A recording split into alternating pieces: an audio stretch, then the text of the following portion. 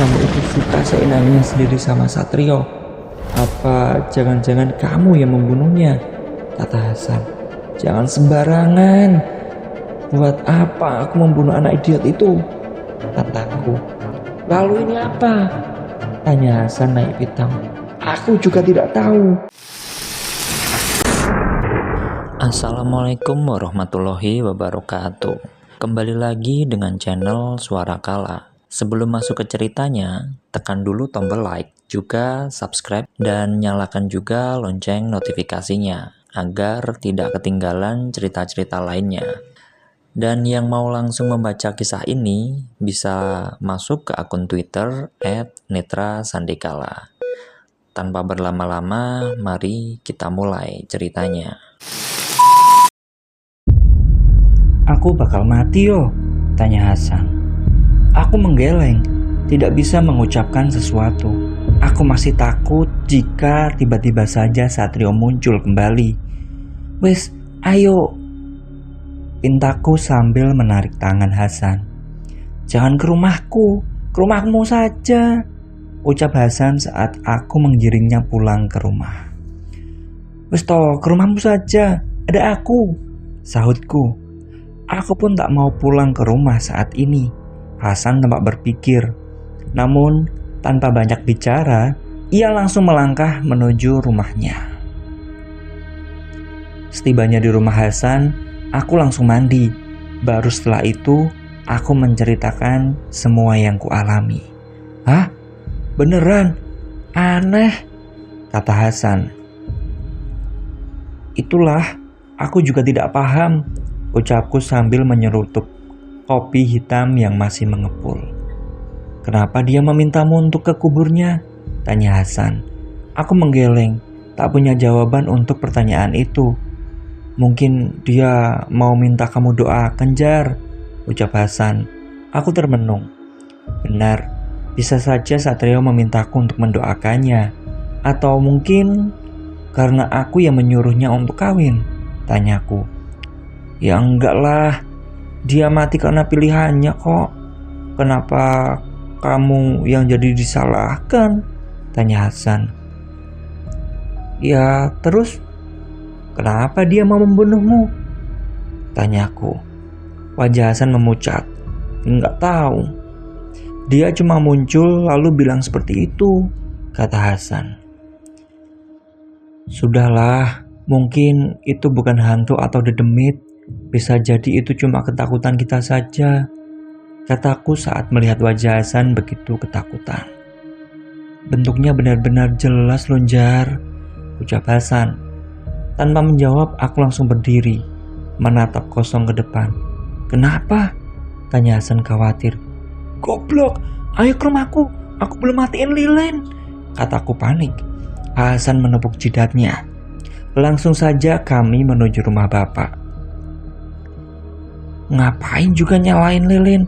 Mau ngepet? Tanya Hasan sambil menghindari genangan air. Tadi mati listrik, makanya aku nyalain lilin, timpalku. Mati listrik? Cuma rumahmu itu. Aku tak menggubris. Secepat kilat berjalan ke arah rumah. Bahaya kalau sampai terbakar. Bisa-bisa aku dibunuh oleh bapak. Namun, ketika mencapai depan rumah, aku mengerang lega. Saat melihat lampu sudah menyala, ada kemungkinan bapak sudah pulang. Pak, panggilku. Namun tidak ada sahutan sama sekali. Ku coba untuk melihat ke kamarnya. Sepertinya pria itu belum kembali dari pengajian. Jar, sini deh, tanya Hasan saat membuka pintu kamarku.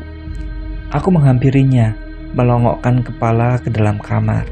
Seketika aku langsung tertegun. Di ruangan itu banyak bekas tanah merah yang masih basah.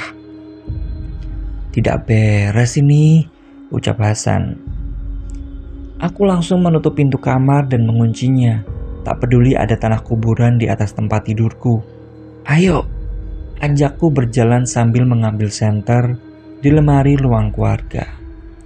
Hasan tampak bingung, namun mengikuti langkah kakiku. Saat ini di pikiranku hanya satu. Secepat mungkin datang ke makam Satrio. Mau kemana sih? Tanya Hasan. Aku tidak menjawab. Jika dia tahu, barang pasti bakal menolak mentah-mentah. Ah, anjar bangsat. Mau kemana sih? Umpat Hasan. Makam, ucapku saat masuk ke batas desa. Ngawur, gila kamu. Kalau warga tahu, bisa dikira aneh-aneh, ucap Hasan. Ada yang tidak beres. Sudah, kita lihat dulu, ucapku menarik tangannya agar terus menemaniku. Namun, saat kami sampai di depan makam Satrio, semua syaraf di tubuhku melemas saat mendapati kubur itu sudah porak-poranda. Astagfirullah, ucapku lirih. Jar, ada apa ini? Tanya Hasan ketakutan. Wis, ayo pulang, kataku kembali menarik tangan Hasan. Kenapa? Itu jasad Satria, kasihan, kata Hasan hampa. Mau mati kamu? Kalau warga tahu kita di sini, bisa dituduh macam-macam. Sekarang kita pulang ke rumahku, bantu aku membersihkan kamar, ucapku. Tetapi Hasan menyentak tanganku keras. Dia menatapku tak percaya. Apa yang sudah kamu lakukan, ah? Tanya Hasan curiga. Hah? Ngomong apa sih? Tanyaku bingung. Tanpa diduga, Hasan langsung mendorongku sampai jatuh ke tanah. Kuburan ini, terus bekas tanah di kamarmu. Apa yang sudah kamu lakukan, ha? Tanya Hasan. Bodoh, sudah jelas Hasan bakal menuduhku melakukan sesuatu. Tidak ada. Kamu tahu kenapa aku?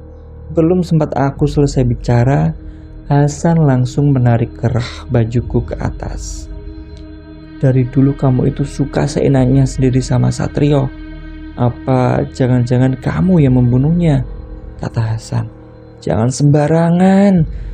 Buat apa aku membunuh anak idiot itu? Tantangku.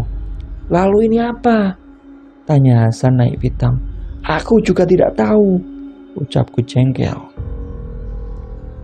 Bagaimana aku tahu apa yang sedang terjadi kalau tiba-tiba saja kejadiannya seperti ini? Dengarkan aku, kalian temanku. Sedikit pun aku tidak akan pernah punya niatan untuk menyakiti atau membunuh kalian, ucapku menatap langsung mata Hasan. Perlahan Hasan diam, lalu mengundurkan pegangannya. Aku tahu dia sedang memikirkan semua kejadian ini. Namun belum sempat aku berucap, ada sorot cahaya dari kejauhan. Kami berdua panik jika warga sampai tahu makam Satrio seperti ini. Bisa-bisa kami dihajar oleh mereka. Wis, ayo, ucap Hasan langsung menarik tanganku untuk pergi dari tempat itu. Malam itu, aku dan Hasan memutuskan untuk menginap di rumah Rohman. Serius? Tanya Rohman tak percaya. Beneran, makam Satrio dibongkar, ucap Hasan lirih. Waduh, gak beres ini. Kalau benar, mungkin ada yang sedang main-main sama ritual hitam. Ilmu hitam, kata Rohman. Hah? Maksudnya? Tanyaku penasaran. Ya buat apa lagi? Aku malah khawatir salah satu dari kalian bakal jadi korbannya, ucap Rohman. Aku terdiam, mencerna kalimat Rohman. Kalau benar, aku menjadi target, lalu untuk apa? Aku malah berpikir sekarang, kalau kematian mereka berdua bukan cuma kebetulan, kataku. Hah? Ngomong apa sih? Aku gak paham loh, tanya Hasan. Ingat kan, aku pernah cerita kalau di bagian kelamin Pak Sardi ada semacam luka. Aku juga melihat luka di tubuh Satrio, ucapku. Loh, kok aku gak lihat?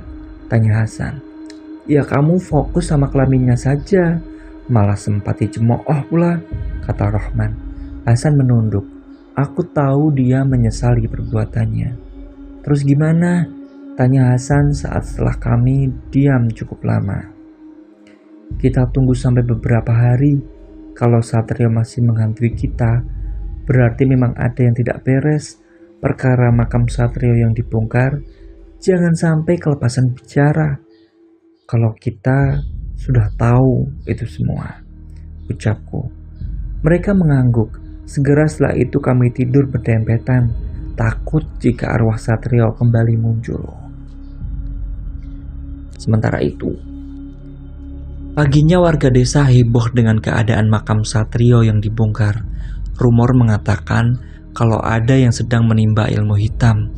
Anehnya, setelah dicek, tidak ada satupun anggota tubuh maupun tali pocong yang hilang. Gimana ini? Asli, aku takut, ucap Hasan. Kita tunggu dulu, seperti rencana semalam. Kalau masih dihantui, ya kita pergi ke orang pintar saja, ucapku. Namun sialnya kali ini bukan hanya aku dan Hasan yang mendapatkan teror. Rohman pun juga menjadi korban. Selama seminggu, kami bagai mayat hidup.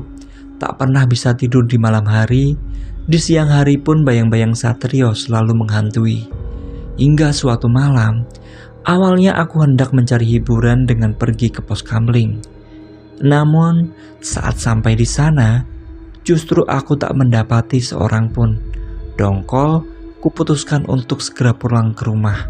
Namun rasanya malam itu begitu sunyi. Bahkan aku tak mendengar satupun suara hewan. Hingga saat aku hampir sampai di perempatan desa, seketika tubuhku mematung saat melihat sesuatu yang paling kutakuti berdiri di depan sana. "Sat, kamu mau apa toh?" ucapku memberanikan diri. Namun sosok itu terus bergeming. Malahan ia menunjuk ke arah kanan yang aku tahu menuju ke arah sungai. Aku tak tahu apa yang dimaksudkannya, tetapi setelahnya sosok dedemit itu berjalan tanpa suara ke arah sungai. Dengan memberanikan diri, aku mengikuti sosok itu. Namun saat hampir sampai, sosok Satrio menghilang berbarengan dengan suara ribut dari arah gubuk. Aku mengerjap, tatapanku langsung mengarah ke gubuk usang itu. Ada seseorang di dalam sana. "Bocah, tak berguna," ucap suara serak dan dalam. Perlahan aku mengendap, mencari cara untuk melihat apa yang sebenarnya terjadi. "Ampun pak, ampun," kata suara Hasan mengibah. Aku mengepalkan tangan kuat, mencari celah untuk melihat ke dalam. "Sudah toh, tidak usah banyak bicara. Karena kamu, anakku itu jadi berandalan seperti itu." Dek. Jantungku terasa lepas dari tempatnya saat mendapati bapak sedang mengikat Hasan di sebuah kursi. "Piye rasane ketemu karo dedemite Satrio? Bagaimana rasanya bertemu dengan dedemitnya Satrio?" ucap bapak. Aku melihat ke sisi lainnya. Ternyata di sana sudah ada Rohman yang terpuruk di lantai dengan wajah bersimbah darah. "Ampun pak, ampun," kata Hasan kembali mengibah. "Memang bocah tidak punya sopan santun kok kamu itu. Ditanya apa, jawabannya malah tidak jelas seperti itu," ucap bapak sambil menyabetkan parang ke arah kaki Hasan. Aku benar-benar syok, bahkan tubuhku sampai gemetaran. Tak menyangka orang yang kukenal lemah lembut bisa sebrutal itu. "Tak ceritani sik, menongo, ra usah nangis, lanangan kok gembeng." "Tak ceritain dulu, diam, jangan menangis, laki-laki kok cengeng," bentak bapak. Entah, harusnya aku segera menolong Hasan dan Rohman, tapi seolah aku tak punya nyali untuk melakukan itu semua. "Kamu tahu kenapa aku bisa muak sama kalian? Anak satu-satunya yang harus berbakti kepada orang tua malah jadi begundal karena pertemanan kalian itu," ucap bapak. Sesaat bapak menghela napas, tampak ia sedang memikirkan sesuatu. "Seharusnya Satrio tidak perlu mati, tapi aku harus mencari umpan agar kalian sadar," ucap bapak. "Tapi apa? Bukannya tobat, malah semakin menjadi. Makanya sekalian kukirim jin untuk menyerupai Satrio, kata bapak. Terdengar isak tangis Hasan. Ia mulai mengiba kembali agar segera dibebaskan. Kalian itu jahat, bisa membuat anak yang tak berdosa menjadi rusak. Satrio itu juga salah apa? Dan kenapa Anjar anakku jadi begundal seperti kalian? Ucap bapak. Aku tidak tahu, Pak. Tolong, jerit Hasan. Plak. Terdengar suara keras saat bapak menampar Hasan sampai bocah itu terpuruk di lantai. Kamu itu bajingan. Mayat saja kamu cemooh.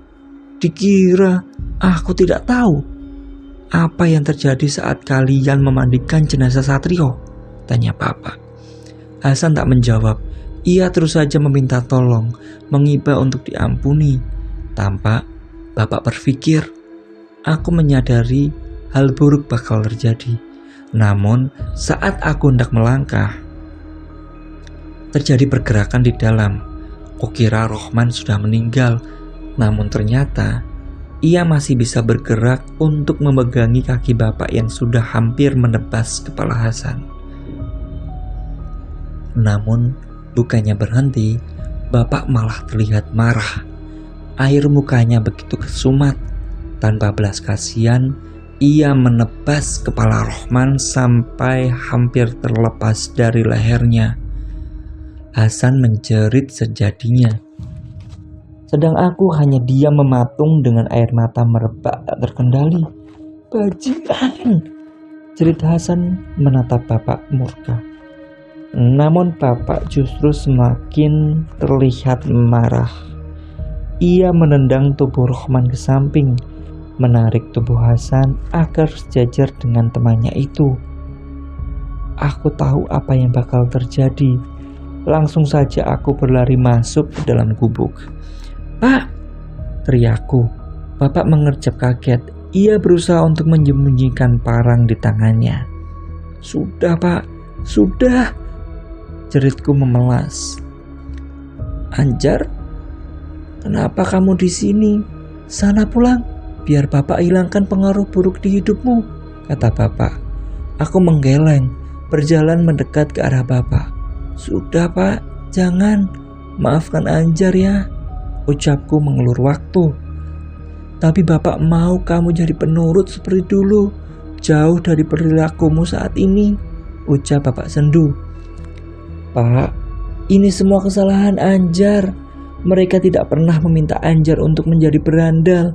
Maafkan Anjar, Pak, kataku. Bapak bergeming.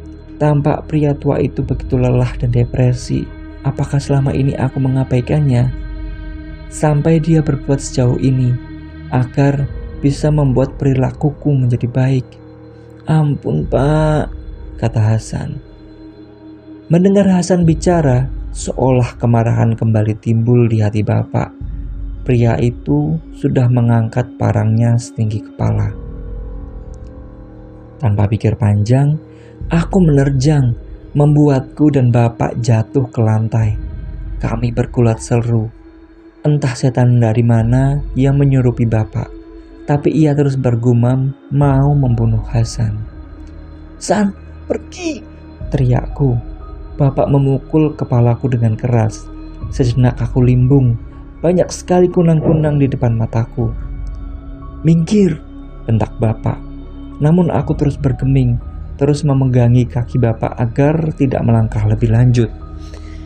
Namun bapak menendang kepalaku dengan keras, membuat tanganku lepas dari kakinya.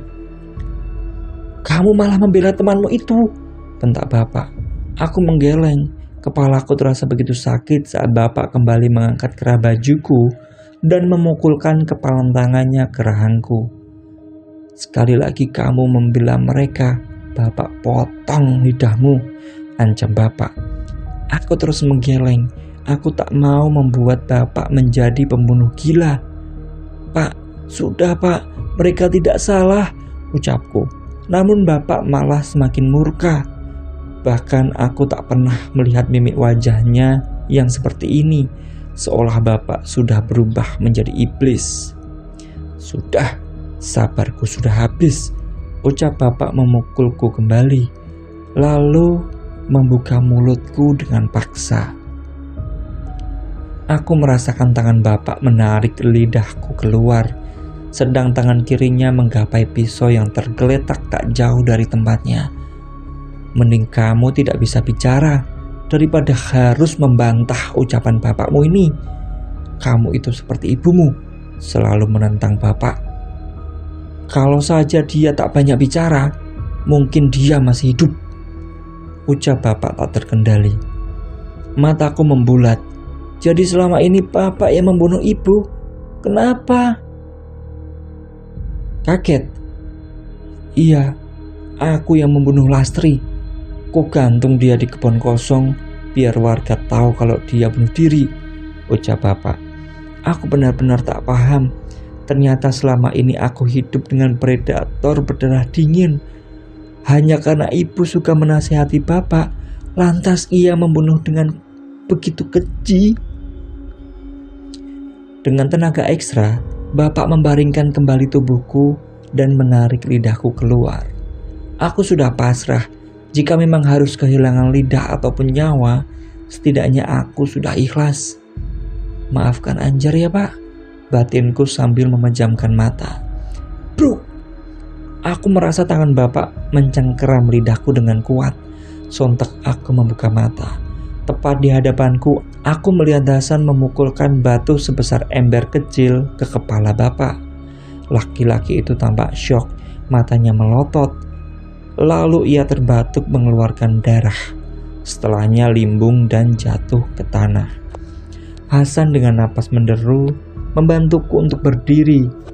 Aku tak bisa berbuat apa-apa saat menyaksikan tubuh bapak mengejang lalu diam dengan mata melotot dan wajah bersimbah darah.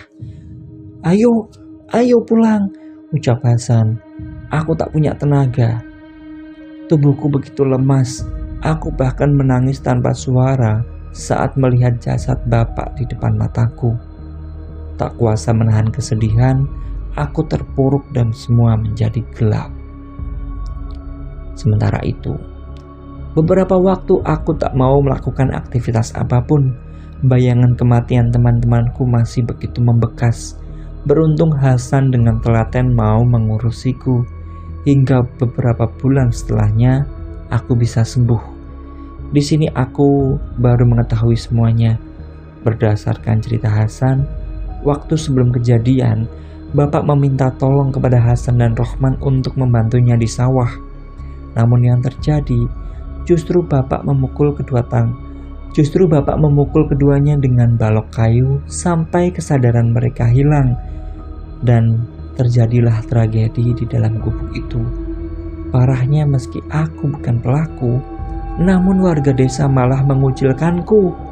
Hingga sampai aku benar-benar pulih, aku memutuskan untuk pindah keluar kota agar bisa memulai kehidupan baru. Hasan, kabar terakhir yang kudengar, ia mendapatkan istri dari luar pulau dan menetap di sana. Selesai.